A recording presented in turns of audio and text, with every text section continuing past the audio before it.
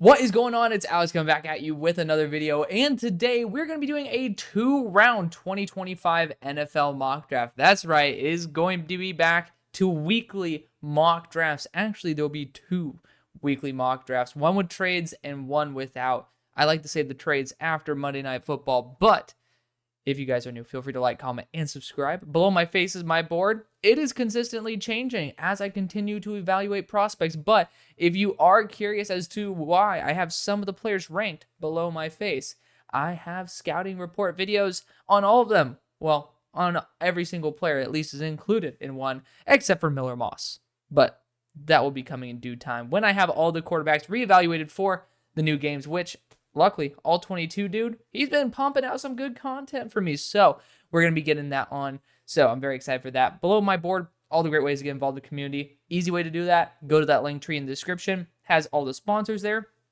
Shout out to UnderDog Fantasy. I lost a good chunk of change this week, but that's okay. It's still fun. They end up helping me out with that. But for you guys, play responsibly. Have a good time though, because honestly, it adds so much more excitement to games that you just don't really want to care about. So add some extra skin in the game. It's very fun. Use that top link in my link tree. Sends me $60, full transparency, but I do it for less. So I do really appreciate that brand. They take care of me. They take care of you.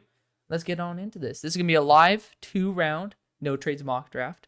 So if I do, slip up somewhere, don't be a dick about it, but feel free to call me out on it because I want to make a mistake once. Let's get on into this though. I did just release, I have 2 new series that are going on every single week. I guess one of them is a rerun of a series. It is pretty much going over the best and worst performances of the week. One is for college football. The other one is for NFL rookies. So I want you guys to be able to show some love to that because those series honestly take as much work as even a tape study series. So it's a lot. So definitely go check those out. But starting off with the number 1 overall selection for the Panthers, you got Will Johnson here. To me, he is by far the number 1 player. Yes, the colors do mean something. Yes, my board is not something that you're going to love.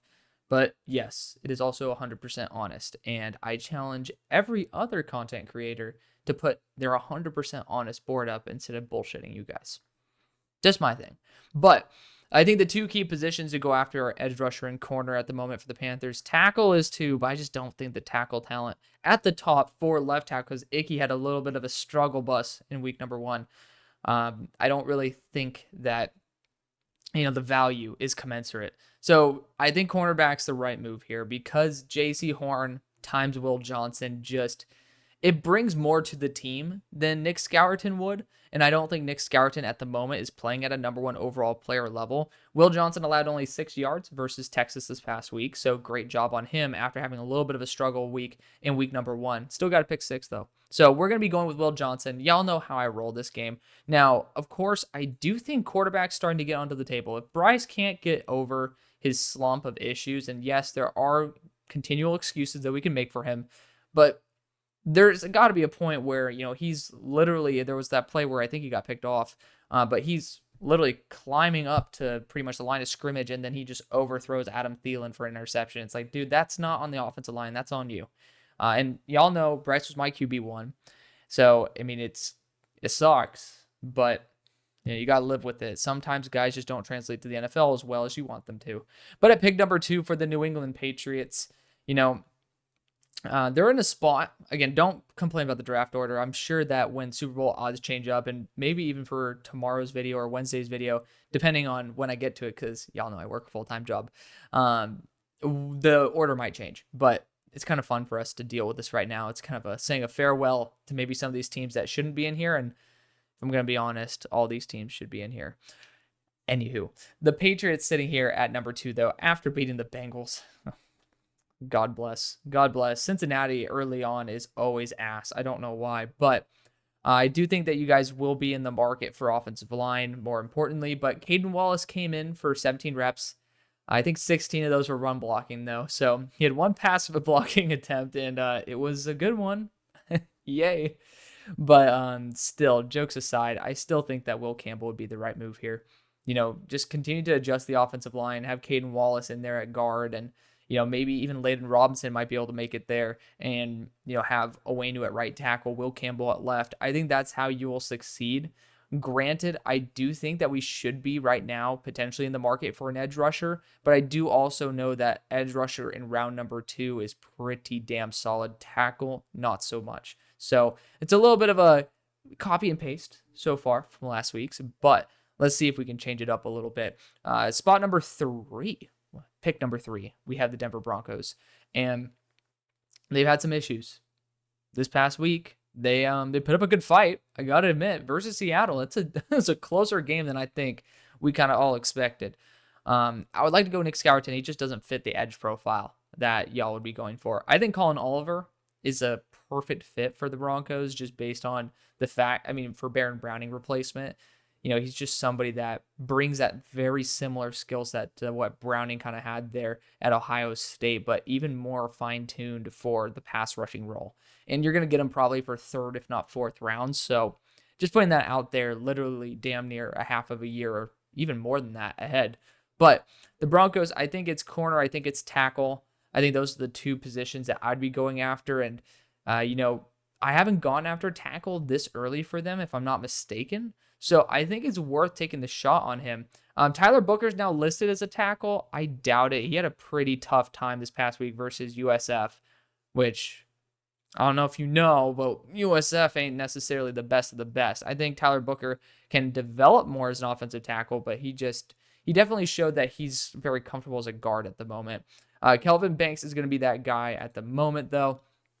Only 1 pressure, if I'm not mistaken, versus Michigan, and he's just been rock solid there. 6'4", you might want someone who's a little bit taller, but at the same time, Kelvin Banks has been pretty damn rock solid, so I'm going to give him the credit that he deserves.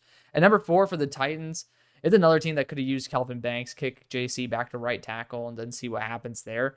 But, we're going to be optimistic about JC. He was the kind of the dud of the week, if you want to call it that way. And he has so much time to develop, man. He has so much time, and I have pretty solid optimism for him. But, the issues that I had with JC being a tackle has unfortunately translated over to the NFL, and primarily it's like knowing where you are relative to other players on your team. And that's kind of crucial when you're supposed to uphold the boundary line of a pocket. Like, you kind of need to know where to place the boundary because you're protecting a quarterback. And, with the lack of awareness, the spatial awareness that he had this week, I'm scared it's not something that you could easily work on. So he could end up being a guard, but I'm not going to go tackle 3 times in a row. I do think that there is an opportunity here to just go absolutely batshit crazy and go Travis Hunter or Ben Morrison. Depends on which side of the ball you want to go after. And I would say wide receiver is deeper in this class than corner. Wide receiver, there's a lot of dudes. Granted, there could be a lot of dudes going back, but I start having my concerns with these corners probably right after Ben Morrison. Like, there's questions that get brought to the table. Even though I have Davison Igbinison really highly graded, he's going to get reevaluated anyways, but not to discount the stuff I've already looked at. I really loved his game. I start having legitimate questions for all these corners. Ben Morrison, as well as Will Johnson, are 2 dudes who I do not. This is a passing league. Ben Morrison's feisty as hell, and pairing him up with L'Jarius Sneed, this might not be the biggest issue, and I know it's not the biggest issue, but it certainly is the best value at this pick. And I think that is where I want to be able to put the most emphasis, is by going after very key positions with pretty solid value. At pick number 5 for the Giants, it's a team that certainly needs to go after their QB. And I do feel pretty confident. Hey, Miller Moss is finally added. Hallelujah. Miller Moss didn't have a phenomenal week this week. It's his first week with a below a 93 offensive grade when he's a starter. So keep that in mind. But I do think this is a quarterback time for the Giants. And Connor Wigman's... Get that shit out of here. Cam Ward's going to be my selection. So right now it's a battle at the top for Miller Moss and Cam Ward. Cam Ward has done a phenomenal job when it comes to risk management. We've seen when he was at Washington State, there was a big issue with him taking shots on plays that he didn't necessarily need to, and definitely plays he shouldn't have. And even in that first game versus Florida, he ended up having like that one turnover worthy play that ended up being an interception. You're like, dude, don't do that. But as the game progressed, he got better and better at choosing when to be risky. And the athleticism is there. The leadership is there. I mean, he told Shedeur Sanders to pretty much shut the F up because he said he called him out on bullshit. But regardless of that fact, I think Cam Ward is going to be that guy who I absolutely love to be with Brian Daboll. It's a guy who has high level athleticism combined with a high level of arm talent and a developing processor that we're seeing develop in real time. So I think that can be something that you could progress on and on. At number 6 for the Commanders, offensive line's been kind of eviscerated at the moment for top 10 talent, which y'all see my board. I think there's some guys who should be in that equation. Marcus Bowe is one of them, and he was actually on one of my most recent videos. He ended up coming on the show, so a friend of the show right there at number 7 overall on my board. But at the same time, I also like to blend this with realism. Like, I will be taking some guys who I have very high, but at the same time, I want you guys to be able to experience a real mock draft just with a Hail Mary Sports spin, because none of us are going to get this right. This is more so designed to have fun predicting what's going to happen or maybe what should happen. For the Panthers, the Commanders at number 6, though, their defense needs help. It does. That corner group, they need some help. The problem is at number 6, I just don't see the value. I really don't. And I think the best thing for this team, surprisingly, would be Travis Hunter. Because if he wants to play corner, I think that's where he's best at. He'll do very, very well. And you answer that problem. But I think that him being an electric wide receiver to replace Jahan Dotson, who is in the 170-pound range, I think Travis Hunter is going to be playing right now around that 170 range. You're still going to be able to replace him as well. So you're getting someone who has unbelievable potential. Theoretically, you can play him on both sides of the ball, but the amount of memorization you need to be able to understand NFL playbooks, just one of them, not talking about offense and defense, is ridiculous. So I just don't think it's very feasible that he play both sides in the NFL. But if he does, I mean, it's one of the top 3 needs, or it's 2 of the top 3 needs probably for the Commanders. Well, I guess you could say edge rusher is too. At number 7 for the Cardinals, speaking of a team that needs edge rusher, I'm still going to be looking at Mason Graham here. Instant pass rush winner. He ended up struggling week 1, 0 pressures versus Fresno State, but he ended up getting 4 this past week versus Texas. That's a big bounce back. That was, for Kenneth Grant, I now have my big concerns, which, to be fair, Kenneth Grant was graded noticeably lower than Mason Graham.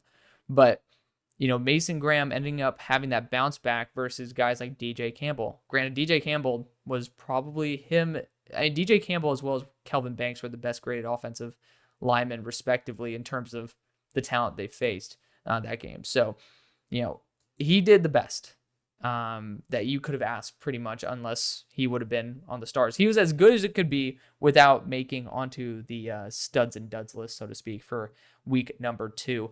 Good job by him for bouncing back. Elite block shedder, I should say. I just want to see a little bit more consistency against the run and maybe a little bit more pass rushing. On a consistent basis, pass rush impact. But the block shedding, you can't block this guy. I'm excited for that. At number 8 for the Minnesota Vikings, it's pretty heavily focused on defensive interior and corner, which, funnily enough, we've kind of taken the majority of that position. We're not going to be doing trades in this one, but this is an easy trade spot for me. Looking at the guys who I would potentially take here, though, you could go after that wide receiver 2/3 with a Luther Burden here, because Jordan Addison right now, whether it is injury, whether it is off the field problems, he's been unreliable to say the least in terms of projecting him as a consistent future player on this team. But, throw those issues aside, you still should be looking for that third receiver. Jalen Naylor ended up getting a touchdown this past week. Super excited for him. And T-Mac, actually, I'm going to say this right now, probably not that many people are watching this portion of the video because I love you Vikings fans, but apparently anybody who's watching a different team likes to skip through videos. I respect it. But T-Mac ended up saying he has 2 more years left, and he kind of wants to play with Noah Fifita's younger brother, Dash. Keep that in mind. But the Vikings, I do think corner certainly should be on their market. And Denzel Burke's phenomenal. I think that he could be worth a top 10 pick. He's just been rock solid, reliable. And, you can talk about Siobhan Revelle. He looks good in purple. But Decario Davis as well. I just think Denzel Burke, Even in a year where he struggled, he ended up getting better and better. And to me, that's worth selecting as a top 10 pick because he's just been like, even when struggling, he can still perform, and that's great. Pick number 9 for the Raiders. It's a team that certainly could use an infusion at the quarterback position. And I can go Carson Beck here all day long. And I think that is a position I've gone before, and you guys have been happy about it. But I'm going to stick my little twist in here. Pause. That came out so wrong. I'm going to be going Miller Moss. Miller Moss has had 3 starts. He's done well in all of them. He did phenomenally in his first 2. One versus Louisville and one versus LSU. So I could care a little bit less about, I'm forgetting who they played this past week, but a noticeably worse opponent, right? I think Miller Moss has unbelievable potential. He performs better when the pressure is on, like 2-minute drill. I think that was when I saw him at his best. Ball placement, phenomenal. Like, just consistently a really, really solid player. My one issue with him is probably pocket awareness. I do think that sometimes he does get a little bit flustered in the pocket, doesn't have the best mobility in terms of inner pocket mobility, and that could get the best of him. But when having 3 starts under your belt, I also like to give him a little bit of a leash in that aspect. But I think Miller Moss is an absolute stud. He's my QB1 in the class, and it's really him and Cam Ward that have solidified themselves as the top 2. And I think, Carson Beck is certainly around that level, but Miller Moss I think he's solidified himself. In my opinion, at the moment, things will change, can change, maybe won't change, but hopefully won't change because I really like Miller Moss. If they do change, I hope it's because Cam Ward gets better and better and better. But Miller Moss has done a phenomenal job. Pick number 10 for the Seahawks. I don't think they'll be here at number 10. Granted, you can't beat one of the most ass teams in the NFL by only 6 points. But if you are, you guys have just coached me up so many times about how your defensive coordinator just loves to have his guy in that secondary, and especially in that safety core. I just love the idea of Malachi Starks on this team. Offensive line-wise, Charles Cross took a big step. He had a phenomenal game. Good on him. The right tackle spot needs help. You guys know this. Stone Forsythe was taking reps. God bless America. If Stone Forsythe, a former left tackle, 7th round pick, who I actually quite liked, moving to right tackle, and then we all know Stone Forsythe is not a starting right tackle. We could use some help there. So it's really Malachi Starks or it's Marcus Bowe. Of course, we know PFF. They're not going to actually have the guys I want to draft here. That's just what they do, which is irritating. I do have it on good authority, though, that TDN is bringing back their mock draft simulator. So I'm very excited for that. But to me, it's Marcus Bowe, my number 7 player, right tackle, really, really enforceful. And I think actually, grading-wise, I think he's very similar to what I had for Charles Cross. So I think he also has the mobility that Cross has, similar issues that Charles Cross had as well. That would make a lot of sense for Seattle. It really would. I know people aren't going to like it, but I really think it would be something that would be a benefit to y'all. Malachi Starks is a stud, but I took him in my last mock draft. I want to change things up, and by the way, there's a lot of really good safeties in this class. So, we got to wait until they declare or not declare. But I'm going to be going Marcus Bowe. Screw it. Who's a guy who I'll never take in this? We are not taking Xavier Truss in 2 rounds. I can guarantee you that. He's going to be my placeholder value for Marcus Bowe, my number 7 player in the class, right tackle out of Purdue. If you guys want to know more about him, go and check out one of my most recent videos. His name is literally in the title of it, so go check that out. Pick number 11 for the New Orleans Saints. Speaking of a team that took a right tackle last year and ended up moving him to left, Tali Fuaga did a fantastic job. The Saints did a fantastic job. Granted, it's against arguably the most ass team in the league, but I'm just glad that they still did something about that. Malachi Starks is here. Certainly think that could be a move, but with Kubiak hanging around with the squad, I totally think that Tetairoa McMillan, if he comes out, again, I want to emphasize this because I talked about it when I was going over the Vikings pick rather than at the beginning. Tetairoa posted on his story, his Instagram story, that he has 2 years of eligibility left. And Dash Fafita just got his first, Noah Fafita's brother, not mistaken, got his first offer from Arizona, and he's probably going to be going there. And he said, I have 2 years left. Come and play. There's a good chance that Tetairoa doesn't go to the NFL if that's what he actually means. Otherwise, it's a little bit misleading to try to say, Dash, come play with us, if and then like dip right after. That'd be kind of a dick move. But regardless, I will say maybe he's just doing that to be cute. Maybe he's doing that to just hype him up. And I think maybe that could be the move. I think that's what he's gonna do. He's gonna do that to scare some other teams, be like, oh, or some other schools, and be like, oh, we need to make some good NIL offers for Mr. Fafita here, and then end up getting him a better deal. And that would be a cool thing. That would mean Tetairoa's a cool dude, and I think he is. So we're gonna take a cool dude here. We're gonna go Tetairoa McMillan, adding a bigger body to that boundary. That's not A.T. Perry. Never a bad idea. Reliable hands, a really good pairing there with Chris Olave as a 1-2 punch. You get your version of Mike Evans / Drake London in your division. I think it's worth it.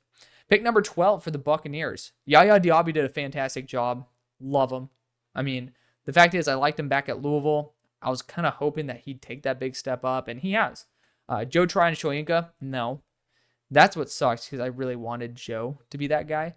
And I think that Nick Scourton wouldn't be a bad option here, but he just doesn't fit the size profile that you guys normally look for. So when analyzing other positions for Tampa Bay, like there's not a ton of positions I think they are desperate for, but I still think corners should be on the table. And a corner / safety like Decario Davis would be certainly intriguing. But when you do look at the players that they bring on, they do like size. Like Zion McCollum was 6'4". I'm pretty sure that Carlton Davis was vertically not challenged either. But I do think that they could be going after something like Decario. But, I mean, look at this. Eastern Carolina, they look almost like a Tampa Bay Buccaneers logo. And he is 6'3", 193. He is very, very athletic. I think it's a good fit. I really do. And he is physical as all get out. So I think he could work with... Can you imagine having 6'3" and 6'4" hyper athletes as your corners? I think that would be a really, really awesome thing. Siobhan Revell going at number 12. Pick number 13 for the Colts. Malachi Starks is here. I don't think that we should second guess this decision. Will Fries is ass. Like, we could go after a guard here. But even Jaden Roberts has struggled. Donovan Jackson's actually been pretty damn reliable. So shout out to him. But I don't think we pass up on Malachi Starks here. I think it's too good to pass on. He also can play slot in the future. Just you get someone who's uber reliable. I don't think you have to think about it twice. Pittsburgh Steelers sitting here at 14. So I want someone with a higher floor, someone who can keep an offense in rhythm. Carson Beck's that guy. Shedeur Sanders, I don't know if you guys have been keeping up with what happened this past week. You can feel free to follow my Twitter and end up looking at that. I'm not in the mood to go too deep into it. Bottom line is he left for the locker room with 2 minutes still left on the clock. And for me, that's a big no-no. I know for a lot of NFL teams that are looking for character, some people don't like when I bring this up, but that's also a no-no. I mean, we're talking about a guy who had a number 1 overall potential in Spencer Rattler falling to the 5th round. And Spencer didn't do that. And Spencer's a douche nozzle. I have friends he has been a little bit on the rude side too. But it wasn't to this degree. It wasn't an on-field type of thing. So, or in-game type of thing. But at pick number 14, part of me just really wants to say fuck it and go Drew Aller. I mean, getting someone who's Big Ben-esque, super powerful arm. His processor actually is pretty solid. His issue is hitting guys on the run, and it's gotten better. Like, year over year, it's gotten better. Throughout the year, it has gotten better.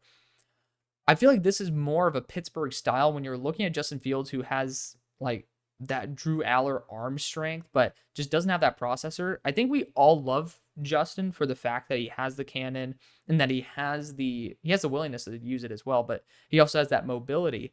But we all are like, dude, Justin, please process the field a little better, man. Like, please go through progressions. Please don't take as long. And Drew Aller can keep an offense in rhythm.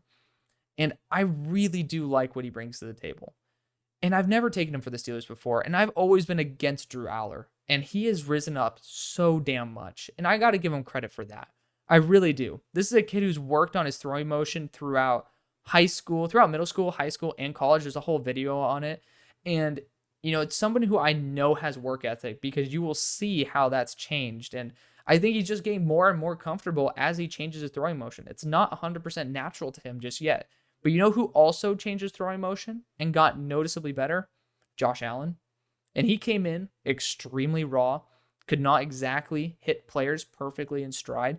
And Drew Allard has plays where he's hitting them right on the money in stride. Not saying that's what his career arc's going to be, but I'm saying it's possible. And this dude is hard to bring down. Like, he is sneakily athletic. I'm not saying he's athletic. He's sneakily athletic. He can run for a first down. So I'm going to choose that because we need a wide receiver, absolutely. But wide receiver is something we just snipe so damn well. Trust our strengths. And Drew Allard, it's weird to take him in the first because I was noticeably against Drew Allard. I mean, I'm a Penn State guy. I'm obviously rooting for the guy, but I had my concerns early on. Drew Allard is kind of putting that a little bit more to bed. Granted, this past week, 199 passing yards hasn't fully earned him this pick yet, but seeing that progression makes me more confident that he'll be there. Pick 15 for the Rams. This is a team that, you could go after that nose tackle. I just don't think the nose tackle is worth it at this point. Jared Verse is doing well, 6 pressures this past week. Fantastic start against one of the best offensive lines, if not the best in the league. So I think offensive line is actually what the Rams need the most. And you got Emory Jones here. You got Tyler Booker, who I still think is a guard, but I mean, he's even playing tackle. I really like Jack Nelson, but Jack Nelson also has had his awkward struggles in terms of early pressures. He's allowed 3 pressures in 2 games. Certainly now it's more the time to try to see stylistically what they like. And I do think Jack Nelson is more LA Ramsey than what we like to admit. And I really like Jack Nelson. He agreed to come on the show. It's been a little bit tough logistically getting him on the show, and that's okay. I mean, shit happens. We're adults, right? This is the game. But Arianti Urzuri is probably the next guy on that list. But I don't really think the Rams are that desperate to go after a tackle. They could go after someone like Carson Beck. I'd wait at this point. Not because the Rams can't use Carson Beck, and I think Carson Beck's a good QB, but more importantly, I think that the Rams are in a position where they can maximize their talent by going offensive line. And for that, I will go Jack Nelson. I think that he's phenomenal. He's having early year struggles, but he usually gets better as the year goes on. And I'm hoping the same goes for the Rams line, so I don't have to take a tackle like Jack Nelson this early, but I digress. Jaguars, speaking of a team that could have used Jack Nelson, for this team, I certainly love that Brian Thomas Jr. is doing everything he's doing. I do think that this team primarily, for me, is in a position for one more piece in the wide receiver room as well as corner, but based on the wide receiver types available, there is one I really like, and that's Bo Collins out of Notre Dame. Out of everything that's going horribly for Notre Dame, Bo Collins is one thing that's not. But I also know that this team should be looking for a long-term answer at corner too. And Tacario Davis is that to me. 6'4", super high zone IQ, just overall great IQ as well. A little bit stiff in terms of turning direction and changing directions, But, just somebody who has great length, great size. He does have a good top speed. And I think that he does have very high upside, very good ball production as well. I'm going to take the role on Tacario Davis. At 17 for the Cleveland Browns. This team is still looking to acquire wide receiver talent because Amari Cooper is up. Elijah Moore is up. You just pretty much have Jerry Jeudy. And they ended up bringing on their own future star at the position, Kadarius Toney. But this is Ashton Jeanty in a heartbeat. It's somebody who I was trying to debate for other teams. Like the Steelers could have went Ashton Jeanty, but guys, I mean, I don't think the Steelers are going to take another first-round running back. Like, there's just not many teams I would see being willing to do this. Like, theoretically, the Vikings and the Raiders could be in the mood for Ashton Jeanty, but I don't see them getting past the Browns. They've kind of relied very heavily on their run game, especially with Deshaun Watson issues, so I think this is perfect for them. I pick 18 for the Bears. To me, I really want to go Nick Scourton here. I really do. Mikael Williams fits much better. Nick Scourton, you need to bring him to a team that can kick him inside and also, just play a 280-pound man the way that, he's supposed to be played. But Luther Burden is such a badass. I'm praying because at the moment, when I'm recording this, there is no word out on the knee that is getting an MRI on it for Rome Odunze. But certainly a concern there. I will, however, be looking at offensive line because it got kind of embarrassing, y'all. It got embarrassing. And I'm going to go after someone who even potentially could be a tackle here, but he is going to be your left guard because I think after that performance versus Tavondre Sweat, you need someone who is in that larger weight class. Now, granted, Tyler Booker, I think, lost a little bit of weight. He's down to 325. He's up at 352. Maybe that was just a typo error, but he's big. He's exactly the type of player that you should want to bring onto your squad. He just really is hyper, like for his size, he is very mobile, very reliable. And I think reliability matters more than anything at the moment.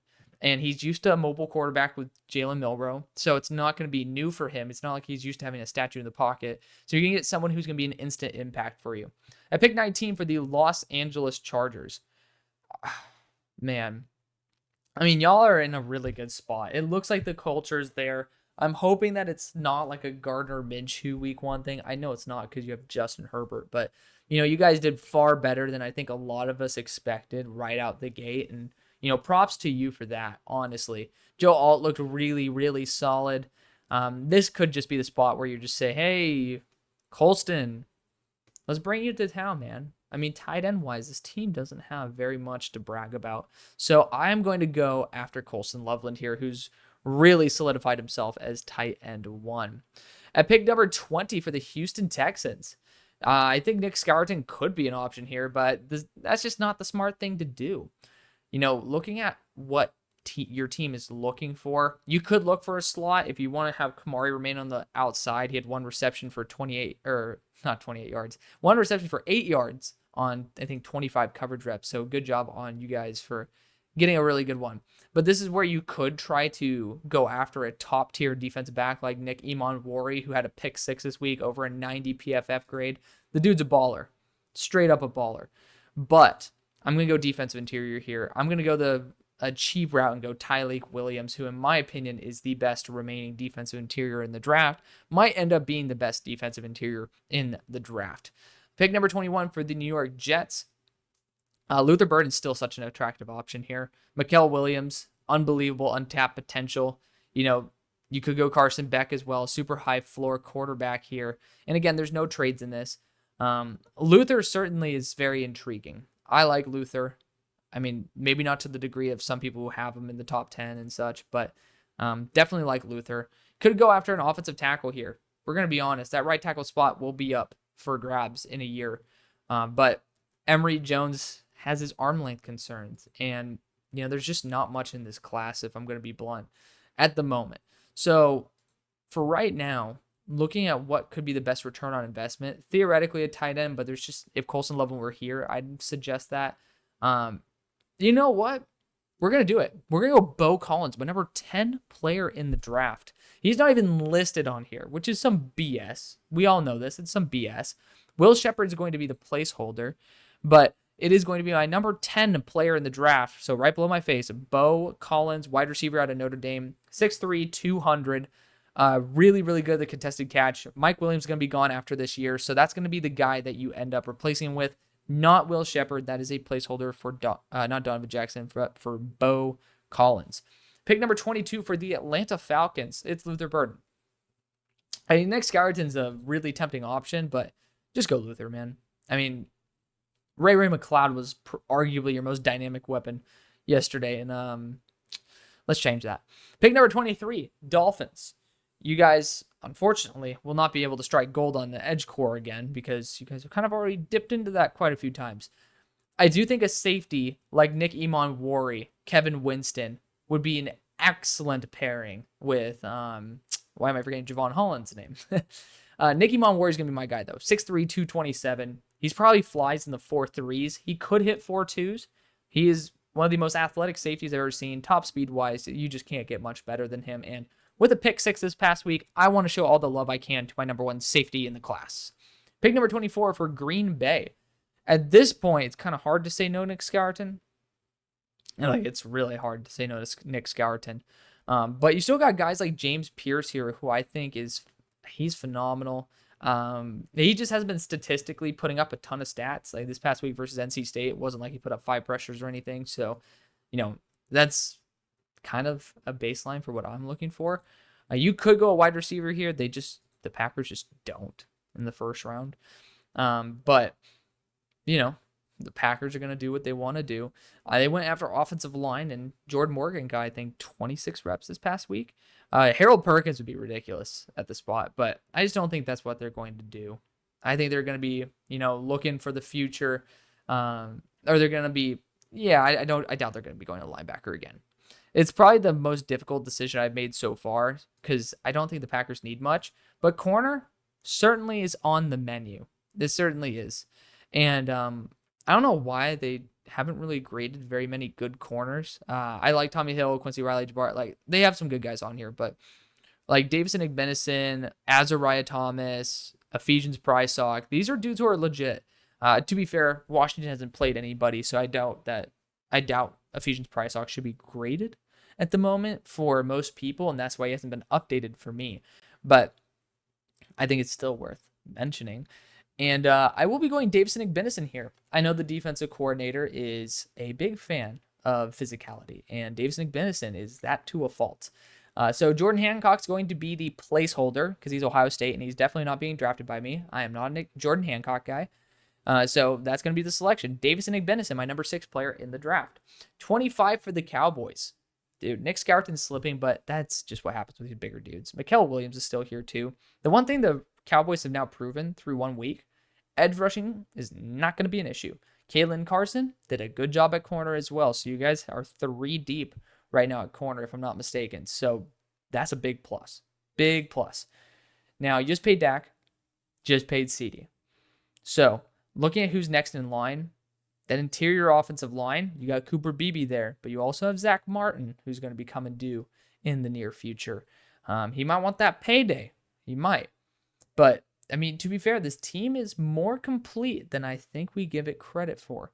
And linebacker-wise, it is a bit better than what we give it credit for.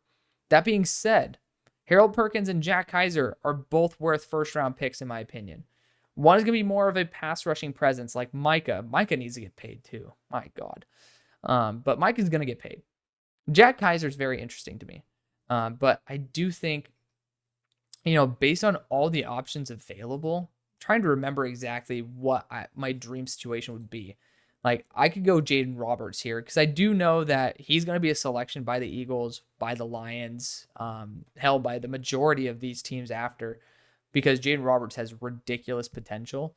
I think that might be the best move, developing Jaden Roberts. Even if you have Zach Martin there for a year or two, this is going to be your best return on investment based on the players available. Pick number 26 for the Eagles. This is Mikael Williams all day. I mean, it's just he falls because he is still very, very raw. And at the end of the day, there are going to be not too many teams that want to buy in to a style of player like Mikael Williams for the price of higher than a top 25 pick. And, when we're talking about teams from 20 and on, there's not many that are looking for edge rusher at that level. But the Lions, I'm rushing to the podium with this one. Nick Skelton's available. He is my number 4 player in the class. Mitchell Evans still needs to get dropped, but again, I'm waiting for all 22 grades. You guys know how I roll here before I end up doing that. Pick number 28 for the Bengals. So it's another team that Nick Skelton would have been quite nice on, but I do think that this team should be looking for some extra offensive line help still.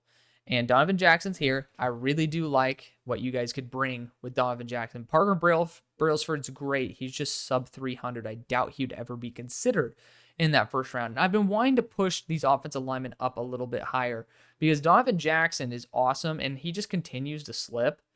And it's kind of a disservice to him. But I do think that a lot of these teams past this spot are going to be looking at a top-end guard. So not only are you arming your team, and I know Ohio State guard, remember Michael Jackson, God bless him not being on the team anymore. But you're also disarming these other teams of a guy that they really, really want. And yeah, big names are falling. But don't look at the PFF draft board. Honestly, that's something I've really learned. Just don't look at it. But at 29 for the Bills, this is going to be James Pierce in a heartbeat. I mean, I really love the kid. He's number 32 on my board. It's just, certain teams are going to be looking for certain profiles a little bit more. Obviously, the Eagles could try to go James Pierce over Mikael Williams. If you guys are that butthurt about that, Eagles fans, flip them.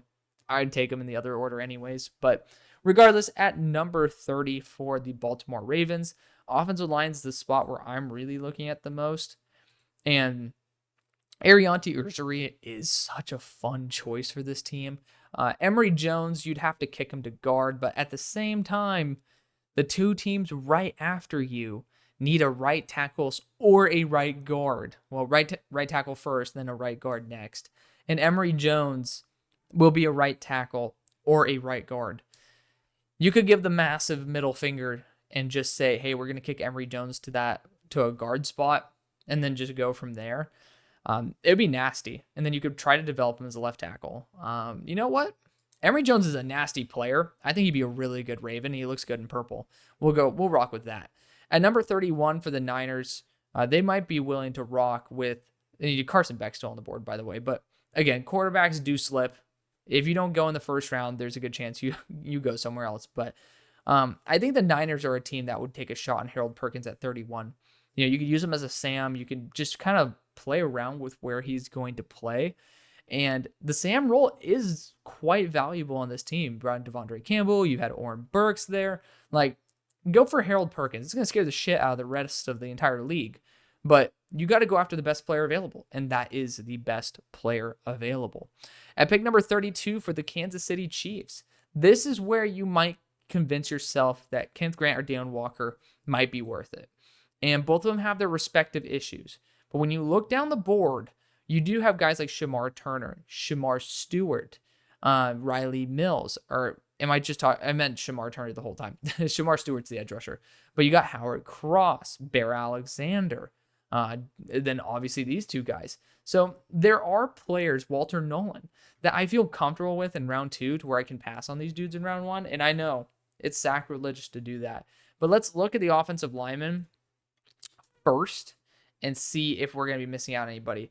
To be fair, there is some like skepticism from me on this end because the only guy who I'm really excited about at this point is Arianti Ujiri and placing him at guard, which that'd be a massive, massive addition. Like if you get rid of Trey Smith, this dude's a freaking baller. And he's built to be a guard in the short run, and he could be just an elite guard in the long run too. He just has some struggles in pass pro, but my God, get this dude on the move. This guy trucks over dudes. I'm going to try it out. We have every single week to be able to change this, but you guys know me. I take offensive linemen off the board in like a heartbeat. That's just the way I roll. At pick 33 for the Chicago Bears, we ended up taking, what do we do? An offensive lineman in Tyler Booker in round number 1. Here in round number 2, this is where I can start feasibly, again, going after these guys. I'm considering them, absolutely. But also, we need to look at edge talent. You got Princely Umamulin here, who I think is better than Abdul Carter. I think he's better than everybody left on this board. So I'm going to go after Princely. Princely has great speed to power. He just needs to be a bit more consistent. The thing is, I love Darrell Taylor on this team. I honestly want Darrell Taylor to be re-signed. That dude plays with unbelievable motor. I don't know if I want to force that narrative right now. Like, I love Darrell Taylor on the Bears, and I think he's a really, really valuable asset. I do think this team needs to get another safety, though. I really do. But y'all know my Keon Saab to the Bears agenda, and I think I'm going to play out that agenda at 50. Granted, there's some other safeties that probably I think it might take him over. And yeah, you might say, like, Alex, we need to go after pass rush. We need to go after D-line. Like, let's roll the dice a little bit. Let's change it up. Keon Saab's been playing unbelievably well for Alabama. And I think he'll be going much higher than what we expect. He is a top safety in this class. So we'll go Keon Saab at 33. 34 for the New England Patriots. So this is a team I'm going to be focusing on pass rush potentially for. But also I'm going to be focusing on corner. Corner 2 is kind of key. Christian Gonzalez is an absolute beast. Love him. Quincy Riley. Quincy Riley times Christian Gonzalez. Talk about the physicality and the IQ there. That'd be kind of ridiculous. Went after offensive tackle in the first round. I don't know if I could resist that. I'm going to do it. And someone's always going to bring up the fact that I've changed my stance on Quincy Riley. I've never changed my stance. I was informed that he was faster than I gave him credit for. And that was my one issue with him. So I don't need to change my stance. I'm already corrected. And I already love the guy. I just found out that he's more athletic. So I'm like, even better. So Quincy Riley going to be going to the Patriots there. At 35 for the Denver Broncos, another team that I went offensive line for. This is where I actually love the idea of Princely Umanmielen. I really do. I could have liked him there for the Patriots as well, but there's just, you can target edge rusher for the Patriots as well. You can target corner for the Broncos as well. I could have flopped him if I wanted to, but I'm not going to do that. Princely Umanmielen fits a lot more of the style of edge rusher you're talking about with like Jonathan Cooper, for example. So I think Princely Umanmielen is going to be that winning style of edge rusher you're looking for. At 36 for the Titans, I'm debating going after edge rusher again. You got Abdul Carter here, who, again, brings that good linebacker foundation, but he is still very, very much developing. Speaking of guys developing who also has that same foundation, but I think is better, it's Jalen Walker. He's 5 pounds lighter, but I think he's 3 times the effectiveness at the moment. And the Titans, they need offensive line help. They need edge rusher help. So far, we've gotten them corner help. Should look at the offensive line options because we do need it. Blake Miller's had his struggles early on. Looking at the rest of the offensive linemen that's available, we already took Marcus Bowe. Well, you got some slim pickings here, my friends. Armand Membu, who could be a good addition. I think he's going to be a guard, though, so definitely don't think that he's going to be anywhere soon. Yeah, I mean, I think you're just your best return on investment. To be fair, if you are here, Carson Beck is still on the board, by the way. Not a bad option. Not a bad choice. If Will Levis continues playing the way he does, which I don't think he will. I'm going to have hope for Will Levis for a week or two more. But, like, damn, the offensive line thins fast, doesn't it? Jonas Avenia wouldn't be a bad choice. Again, Parker Brailsford could be in that contention to play guard for you.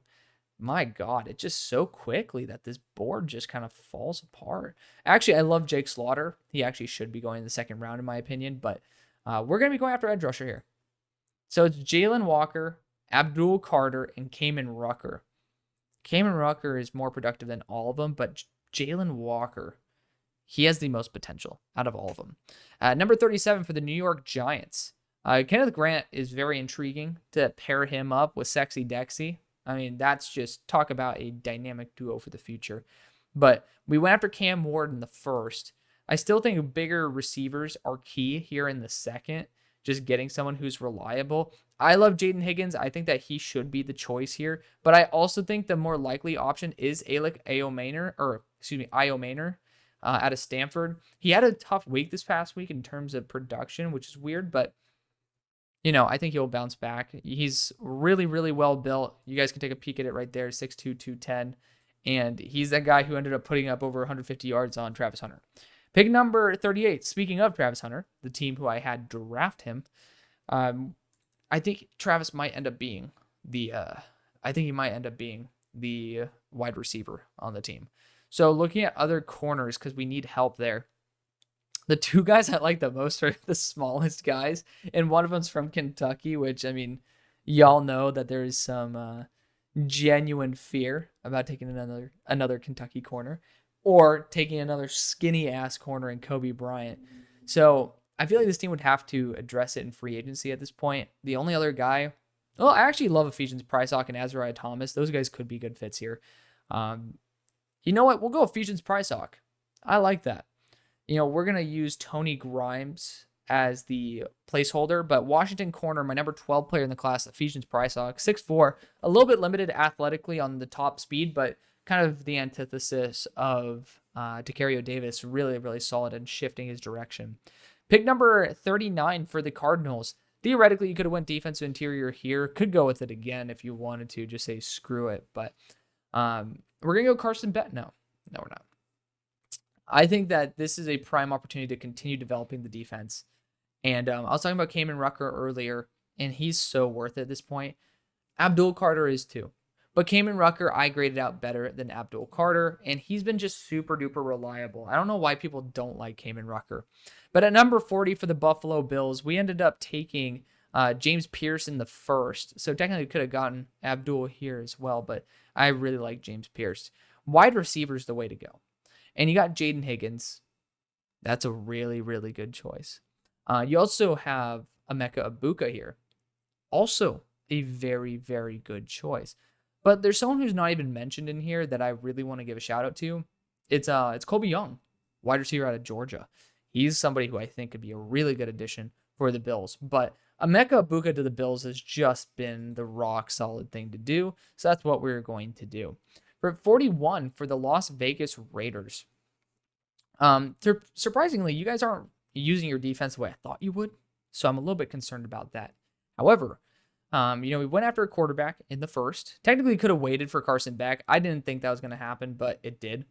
But you ended up getting the better quarterback, in my opinion. You're sitting there. You got Miller Moss, my number 1 QB in the class. I think you should be happy about that. Now, I think that, this team certainly could still use some help on the offensive line, particularly at right tackle. But, tight end wise, you did really well. Brock had a good week this week. I do think wide receiver is not out of the question with Isaiah Bond.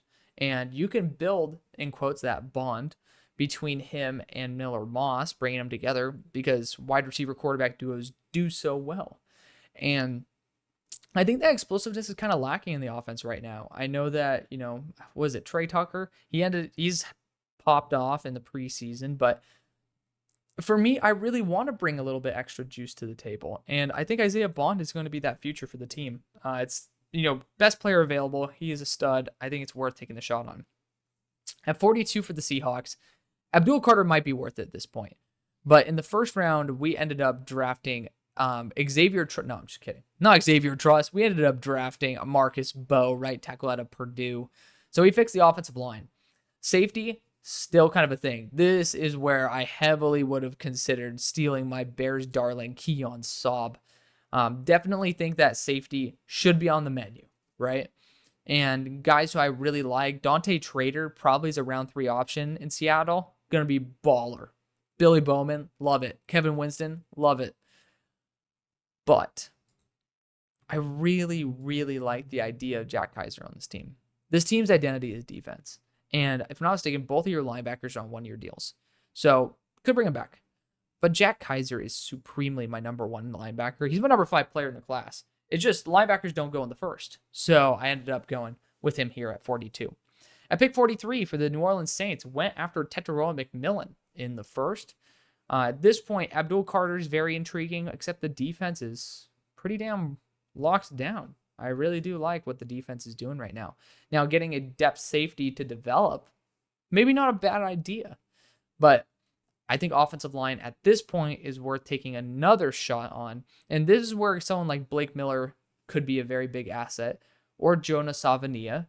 I also think that you guys value power in the run game. That's Anthony Belton.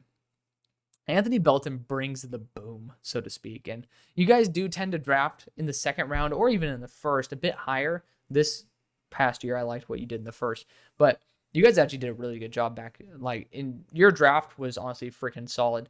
But I do think Anthony Belton brings that physicality that you're looking for. And you can kick Tolley back to right tackle all day. Because we know if Tolley can work at left, he can work at right as well. So Anthony Belton brings the boom. And he's one of the few things that's actually kind of working there. Like for, he's allowed 4 pressures on the year, but he's also faced some top end defenses. And the rest of his team has been god awful. To be fair, I do think Josh Simmons could be in that category as well. I like the power when it comes to New Orleans. Really do. You could also look at some of the, defensive interior at this moment doesn't feel like something that you could pass on. I'll go Dalen Walker. Pairing him up with Brzee is just nuts in terms of like that block shedding ability. Sometimes you just got to go for best player available. At number 44 for the Tampa Bay Buccaneers, we ended up going after, did we go an edge rusher in round number 1? No, we went after a corner in round number 1, leaving us Abdul Carter here in round number 2 to replace the edge rusher in Joe Tryon-Shoyinka. Pick number 45 for the Colts. Corner's probably my number 1 position to target after Malachi Starks was taken. Now, Kenneth Grant pairing him up there with, it's not Armstead. I'm tripping balls. He's on the Jaguars. DeForest Buckner, not a bad choice. You could get Carson Beck for an insurance policy. That'd be kind of nuts. But I really don't like Will Fries. I really don't. Tate Ratledge could just be like literally your super high floor guard. Same thing with Parker Brailsford, but still, I don't think that's the way that you guys would rock. I just don't.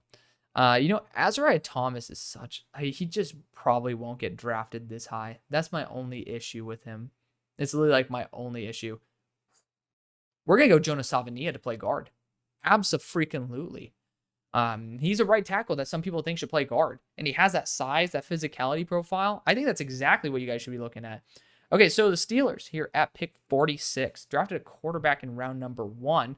Could have waited for Carson Beck again. Didn't expect for the quarterbacks to fall. Trades aren't in this thing, so kind of explains it. But Drew Lar on the squad. And now we need to look at that wide receiver too. And luckily for us, Jaden Higgins is a stud.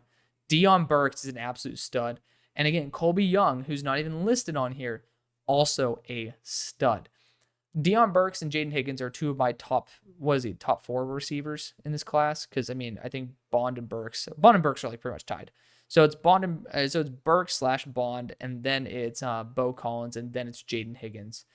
I love them all. I think what the Steelers should be looking for, I do like that physicality profile.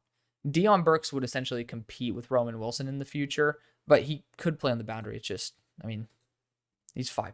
It's pretty likely he'll be primarily a slot guy. We're going to go Jaden Higgins here. He's my number 3 player in the class, but regardless, it gives Drew Aller less of a chance to miss the guy, or at least to be throwing it out of his catch radius. At pick number 47 for the Panthers, this is where I might take another swing at an offensive lineman because they need help. They do. Josh Connolly got eaten alive for no reason versus Boise State, just kind of weird. But it's like Anthony Belton, Josh Simmons, and I think Josh Simmons. Look at it; he's allowed 0 pressures. Granted, they played pretty much absolutely nobody, but hey, if you play nobody, you better look good. And he did, and he's left tackle. I'm going to give him that shot. Kick Icky to guard and try to run it again. Pick number 48 for the Jacksonville Jaguars. Could have went back there, by the way, but I can't do that just yet. I got to see another game from Bryce. 48 for the Jaguars. In the first, we ended up going, what did we do? To Cario Davis. Love that. At this pick, I think Blake Miller is worth it at this point. It's going to be giving you a quality offensive lineman that, Blake has his issues with run blocking, but again, only 1 pressure so far. Georgia and Appalachian State allowed only 1 pressure. He has his issues in the run game, man. He falls over his nose over toes, but this is the quality time to get a quality starter. Pick 49 for the Browns. Do we just go back at this point? You have that issue with Deshaun for the next 2 years, but you just might have to bite the bullet, and this is going to be a cheap quarterback option. Theoretically, it's going to be much cheaper than anything else that you're going to pay for. Fuck it. Let's go. We're going to go to Carson Beck here. The value is just too damn good. And he's somebody who I don't think is... I have him higher than the 49th overall on my board, if I'm not mistaken. Knock on wood. I lied. He's 53. He's 53. But at pick number 50 for the Chicago Bears, Kenneth Grant's still here. I think that's the pick I really want to go with. And based on the fact I've gone safety, I've gone offensive lineman, this is where under production, we're going to just still take the high upside, very similarly to what the Bears did with their second round pick. Maybe it was their first second round pick the last time, but they ended up selecting Gervin Dexter. Honestly, similar in terms of, getting someone with a very unique frame who has athleticism and pass rushing upside. At pick 51 for the Chargers, you got Kevin Winston here. That's very, very intriguing, very tempting. In the first, you went Colston Loveland. I am actually super intrigued to go Kevin Winston, but the running backs are just too good. You got Quinjon Judkins here. You got Ollie Gordon here. The thing is, guys, we're overly blessed with these top tier running backs that there's not really a massive need to go with them early, but Quinjon Judkins is perfect. I love the fact that JK is having, he's back, but he's been historically unreliable health-wise, and let's go back to Ohio State and get somebody who I think is better. At pick number 52 for the Houston Texans, I did talk about getting a top tier DB behind that line of scrimmage, and we ended up going after defensive interior in round number 1, Tyleik Williams. I'm going to go Kevin Winston here. We're going to continue to get bigger hitting safety depth. We're going to have a nice rotation there because I want Jalen Pitre as close to the line of scrimmage as possible. Kevin Winston combined with Kalen Bullock combined with Jalen Pitre, that's a good rotation of players that I thoroughly have confidence in. Now, you could try to address offensive line here, but I really think that you just got to go best player available, man. You just got to go best player available. Kevin Winston's going to be that guy. Pick number 53 for the New York Jets. This is where you could take a shot on a quarterback. Again, I'm not going to be drafting Shedeur Sanders, and you can do your own research based on what has happened. You can look at my Twitter account. I ended up reposting plenty of things talking about it, so you can go feel free to do your own research. But certainly a spot where you could try to get your developmental quarterback like Milroe at this spot. But looking at other options for the Jets, what do we do in round number 1? We got a receiver, didn't we? We did. Not Will Shepard, but Bo Collins, wide receiver out of Notre Dame. That's a really key addition. I really, in retrospect, I do like that pick.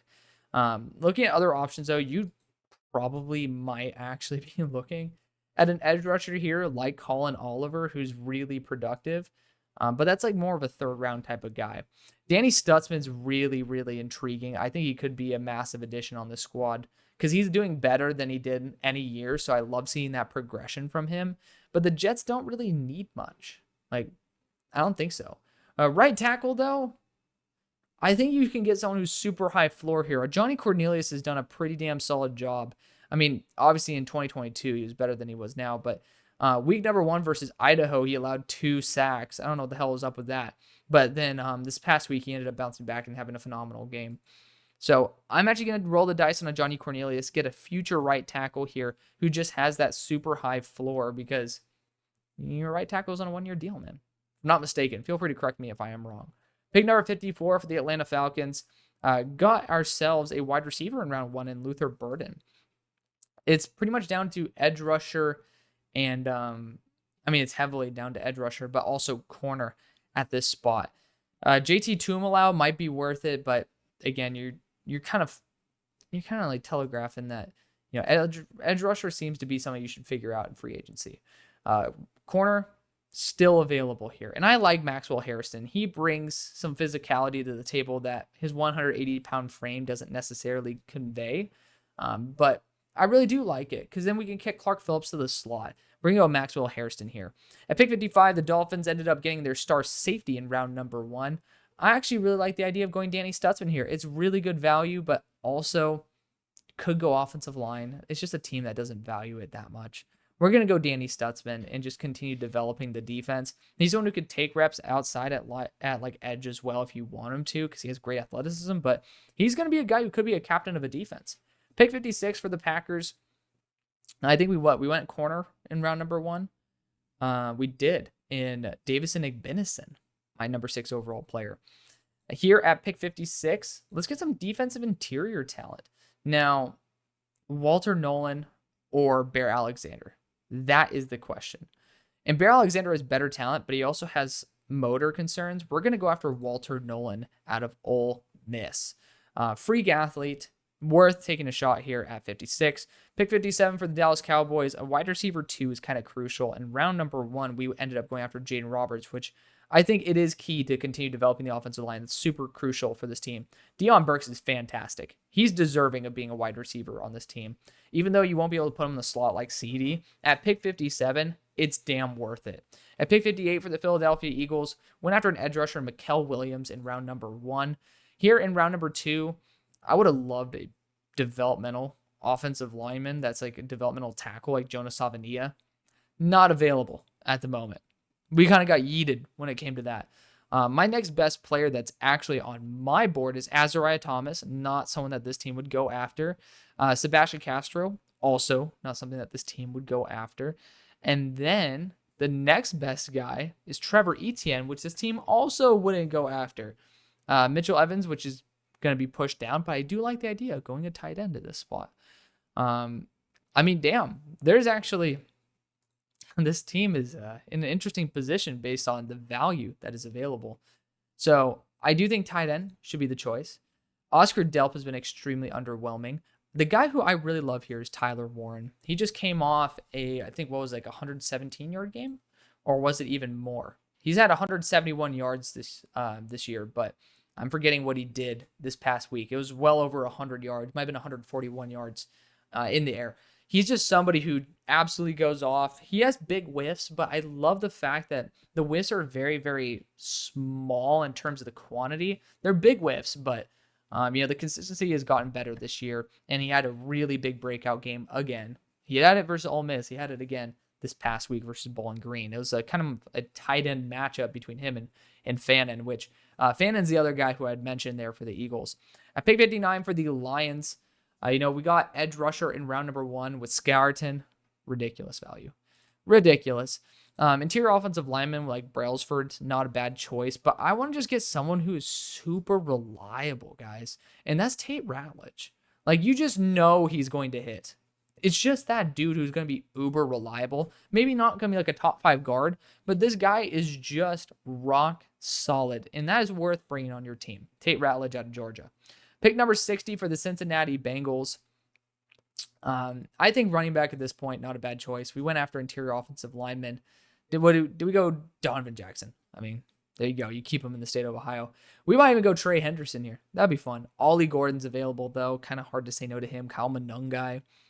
Kyle Monungai's a beast. I mean, that guy's just a stud. Wide receiver as well, because, I mean, you can't pay everybody. Apparently you can if you're the Cowboys, but this is where Colby Young, would be my primary option. I'm going to be going Ollie Gordon, though. I really like what Ollie Gordon can bring to the table in terms of that home run hitting ability at that size. I'm hoping he can be a little bit more consistent. Pick number 61 for the Bills. We've gone after edge with James Pierce. We've gone after wide receiver as well with Emeka Egbuka. I'm going to be going after safety here. Billy Bowman brings the boom, but I love Xavier Nwankpa when you don't put him in man coverage. The dude just doesn't belong in man coverage, and for some reason, Iowa put him in man-to-man on somebody who is a deep threat, which Xavier Nwankpa is great in short space, not in pure long range, and they put him man-to-man. It's like, what are you doing? So he looked worse than he was, but Xavier Nwankpa, I love him on the Bills. Pick 62 for the Ravens. Ravens, we ended up going, after offensive lineman probably in round number 1. Emory Jones, because we gave the Niners and the Chiefs the middle finger. So we love doing that. Ended up getting a star offensive lineman for us. Now, I do think getting a corner 2, not a bad choice. And Tommy Hill, the pick 6 king from the last game, could be a guy who brings exactly that. He's about 6 foot 195, if I'm not mistaken. He's up to 205. He looked even more athletic, too. I'm a big fan of what Tommy Hill, if he remains healthy, brings to the table. Great motor as well. Doesn't want to be taken off the field. That's a guy who I'm going to stick my name on. Pick number 63 for the San Francisco 49ers. Ended up going after your offensive lineman. Just kidding. I thought you went after Ariante Urser. You went after Harold Perkins. This is a good time to check in on those offensive linemen. That's where you can get Tony Belton or Josh Connerly. Josh Connerly needs some tweaking, but that's what you have the opportunity to do now that you have Trent Williams there on that extension. Anthony Belton could be as well, but Josh Connerly is a former 5-star extreme athlete, has unreal untapped potential. That is worth the swing. And at number 64 for the Chiefs, defense interior is the way to go. I don't know why people love Dante Corleone that much, but Bear Alexander has all the talent in the world. He's just had some personal issues, and that's led him to USC. It's probably why people aren't super duper high on him.